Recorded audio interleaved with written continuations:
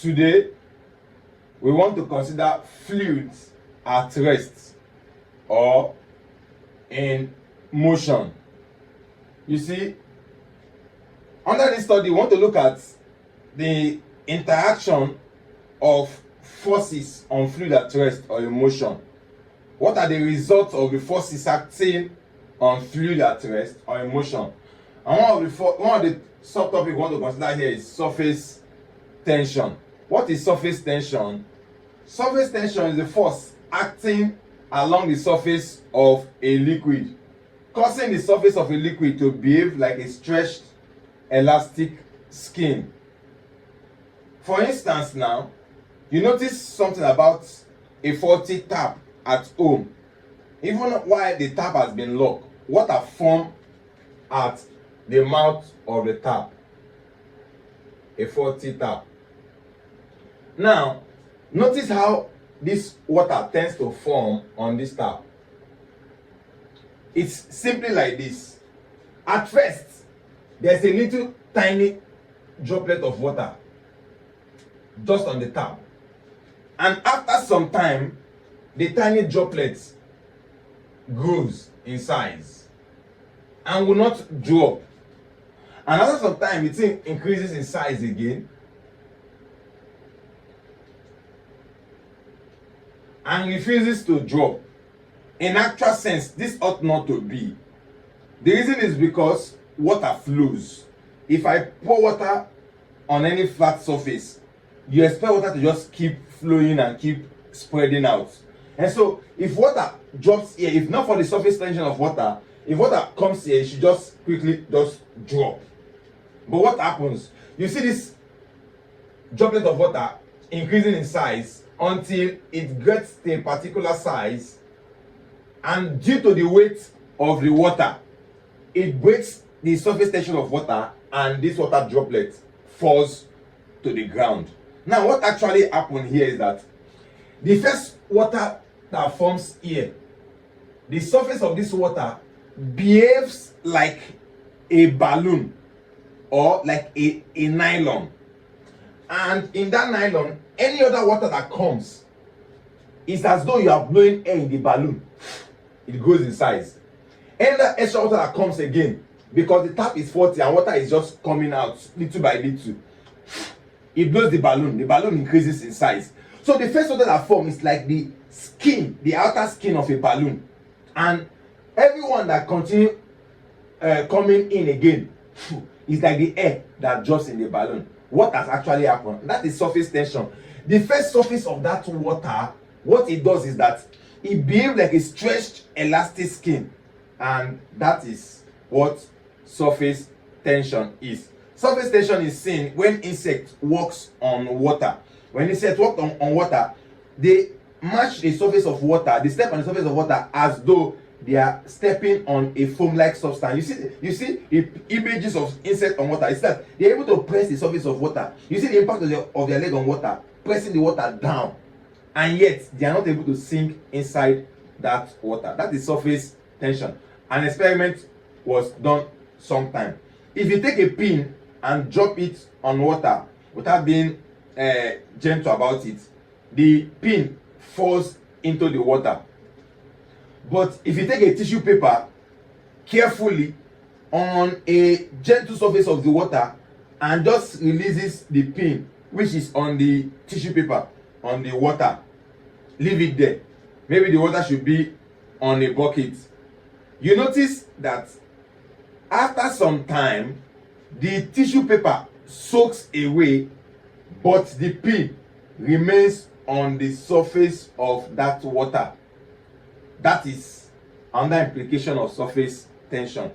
The water surface is not acting like a skin and is able to bear the pin. Otherwise, due to the density of the pin ought to fall into the water and not remaining on the surface. Let's consider the molecular explanation of surface tension.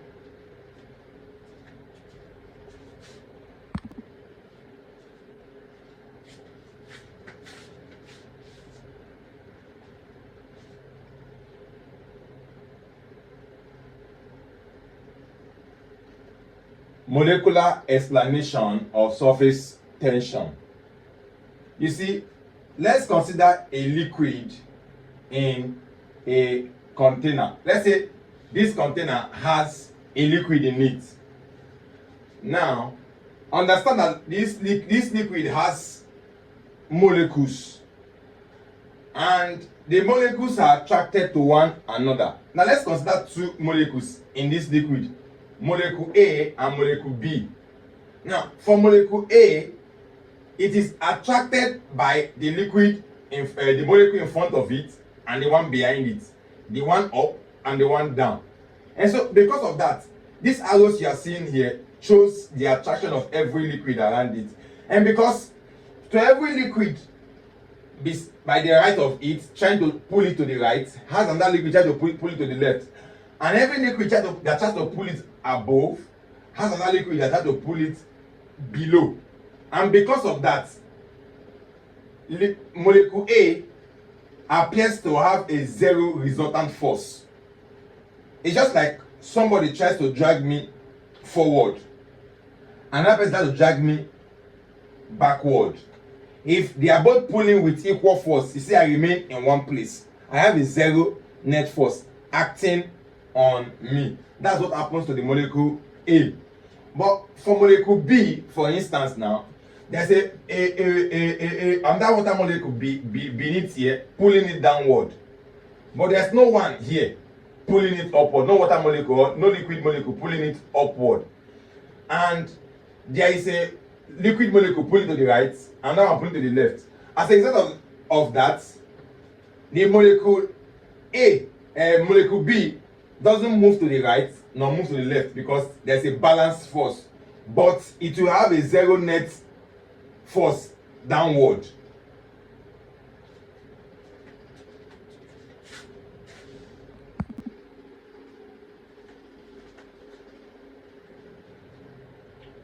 Molecular explanation of surface tension. You see, let's consider a liquid in a container. This liquid has molecules, and the molecules exert force of attraction on one another. Let's consider two molecules, molecule A and molecule B. For this molecule A, it's inside the liquid and hence is surrounded by several liquids, both on the right, left, up and below it. As a result, a liquid molecule here tries to pull it to the right, and that liquid molecule here tries to pull it to the left, and that one above tries to pull it upward, and that one tries to pull it downward.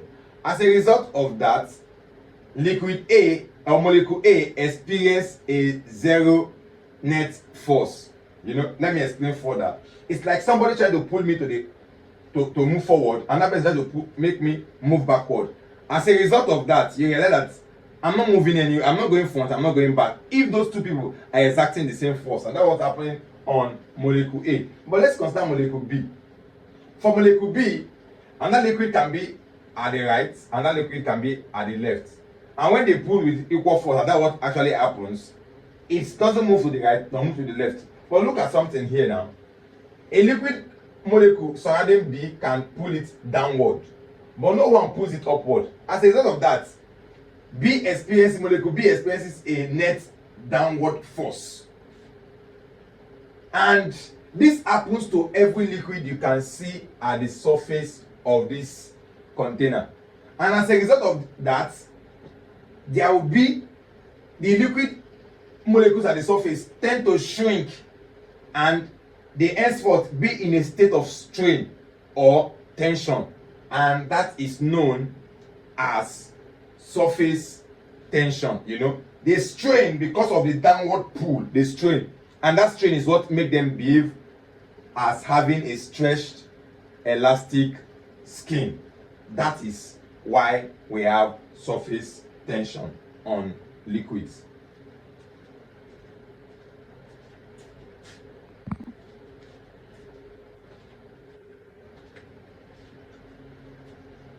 Well, by the way, I think I need to ask, why do you think water molecule is attracting one another, or a liquid molecule is attracting one another? Let me assume that this is water, for instance. Why do you think another water molecule beside this molecule A will attract this, another one by the left will attract it. Well, we have what we know as intermolecular force of attraction. For water, if it's water, this force of attraction is known as hydrogen bonding. And so there is an attraction, there is a bond that tends to form between a molecule of water and another one. So that's that about that. I just thought of saying this so that you understand why they are attracting one another.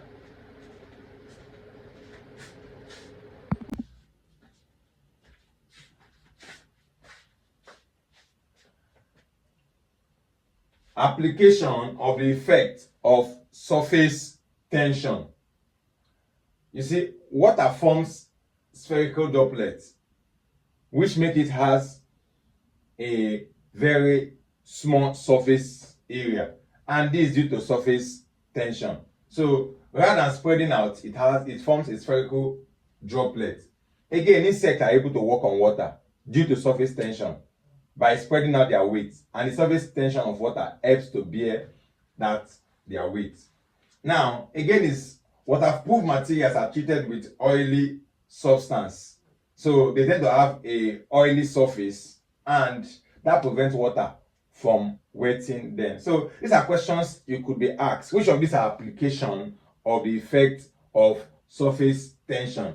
And what are the ways surface tension can be reduced? Use of soap or detergent. You see, if you want to wash an oily plate, for instance, without soap, you see the water just gliding along the surface of the oil. That's because oil increases the surface tension of water.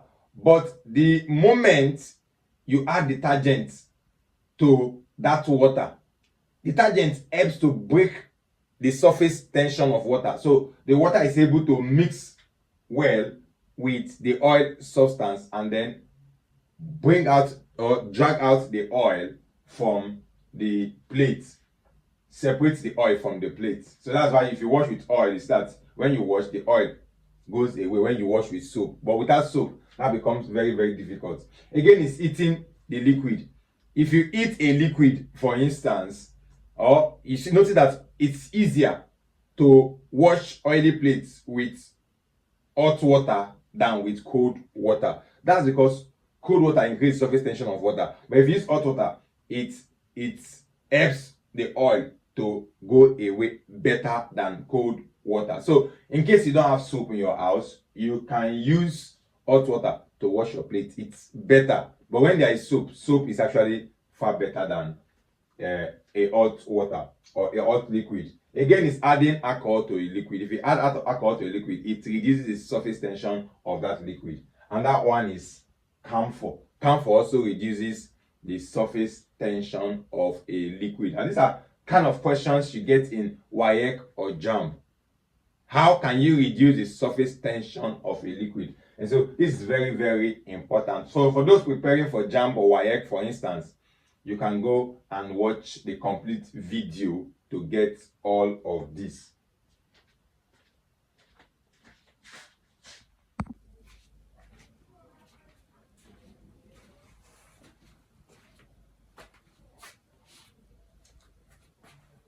And so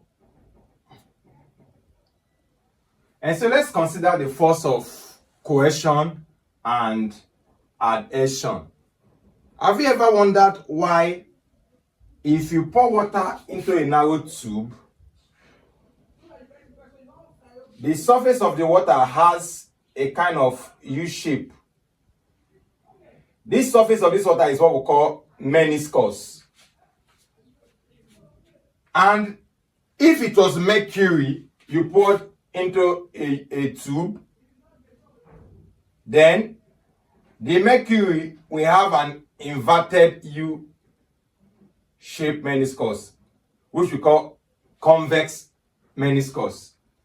And so why is it that the surface of this two liquid, when poured into a narrow tube, look different? Well, cohesion and adhesion is simply the reason. What then is cohesion or force of cohesion? Force of cohesion is the force of attraction between two molecules of the same kind. E.g., the force of attraction between two water molecules or two molecules of liquid, two molecules of the same kind. That's what it means, force of cohesion. Now, what then is force of adhesion? The force of adhesion is the force between two molecules of different kind. For example, now the force of attraction between water and mercury, or between water and glass, or between glass molecule and molecules of mercury. That is what force of adhesion is. Now, the reason why water has a meniscus, which is the U-shaped meniscus, is because of the force of cohesion and adhesion. And the same reason is the reason why mercury has a convex meniscus. Water has a concave. The U-shaped meniscus is the concave meniscus, and the convex meniscus is inverted U-shape, like the upside down U-shape. Now, or you say like it looks like N.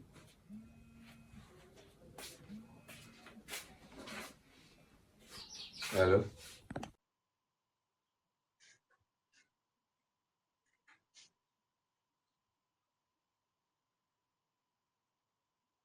So let's consider capillarity, or you say capillarity force.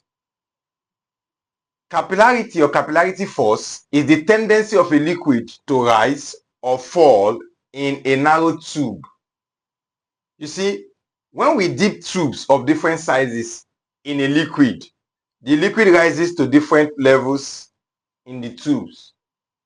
You see, the bigger tube will have lower level of the liquid, while the narrower tube tends to have a greater level of the liquid. It happens, as we can see, in water. Why it is the opposite if it is mercury. For mercury, the bigger the tube, the higher the level of the liquid, and the narrower the tube, the lower the level of the liquid. Now, that tells us that the size of the tube determines the capillarity force, or the level of the liquid in the tube. Now, another thing to take note here is that if we have tube of the same sizes, of the same diameter, and we place it in different liquid, maybe look at this tube. Let me assume this tube A now is of the same size with this tube B, but I place the tube A in water and place the tube B in mercury. You see that the level of water in tube A is higher than the level of mercury in tube B, and that is on that way we look at capillarity. They rises to different level. The two liquid rises to different level. Now, this is happening because of the force of adhesion and cohesion. What do I mean by that? We've done force of adhesion and cohesion. I've explained it earlier in the previous section, but I want to understand something. Because water has greater force of adhesion, it likes glass, let me put it that way. The molecule of water is attracted more to the molecule of glass. That will make water rise up in the glass because the glass is magneting it up, it's attracting it upward. Now, because mercury hates glass and loves mercury, why? What I'm trying to say is that the force of adhesion in mercury is small, but the force of cohesion is greater. Because of that, mercury dislikes glass, and glass doesn't attract it or pull it upward, and that's the reason why the level of water in this glass is higher than the level of mercury in this glass. So that's that about capillarity. So understand that the level of liquid in a tube is depending on one, force of adhesion and cohesion. Two, is also depending on the size of the tube, how narrow the tube is, or how big the size of the tube in general also affects the capillarity force of the liquid in the tube.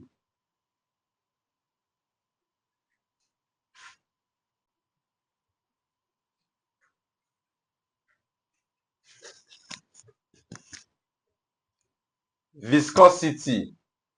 You see, viscosity is the internal friction between layer of a liquid or a gas in motion.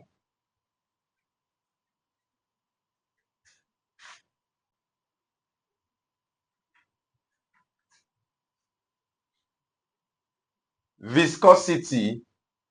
Viscosity is the internal friction between layer of a liquid or gas in motion. You see, just as friction is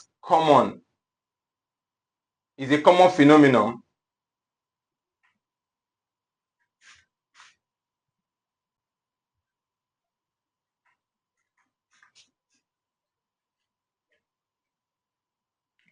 viscosity is the internal friction between layer of a liquid or gas in motion. You see, just like friction is to solid, that same way it's how viscosity is to liquid. So viscosity is the friction in a liquid, simply put. Now, it's a common observation that it's easy to pour water from a container than pouring honey from a container. That's because honey is more viscous than water. So that's viscosity. So viscosity is the friction. I don't want to use an advanced level terms here, but it's just internal friction between the molecules of a particular fluid, either say liquid or a gas. Now, let's look at similarity between viscosity and friction. One, both forces opposes the relative motion between surfaces. So while friction opposes the relative motion between two surfaces, the same thing with viscosity too. It opposes the relative motion between two surfaces in contact. Two is that both viscosity and friction depend on the nature of the material.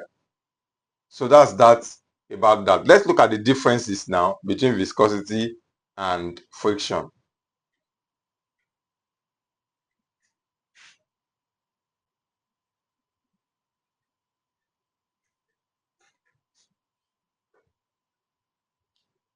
Differences between viscosity and friction. You see, number one, friction depends on the normal reaction.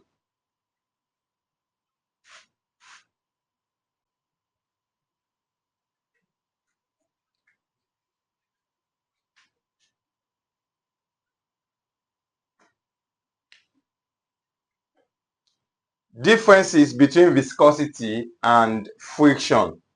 One, friction depends on the normal reaction, while viscosity does not. Two, friction occurs in solid, while viscosity occurs in liquid or gas, or you say viscosity is common to fluid. Three, friction does not depend on the area of surface in contact, but viscosity depends on the area of surface in contact. And lastly, viscosity does not depend on the relative velocities between two surfaces in contact, but viscosity depends on the relative velocity of the two surfaces in contact. So that's that about viscosity.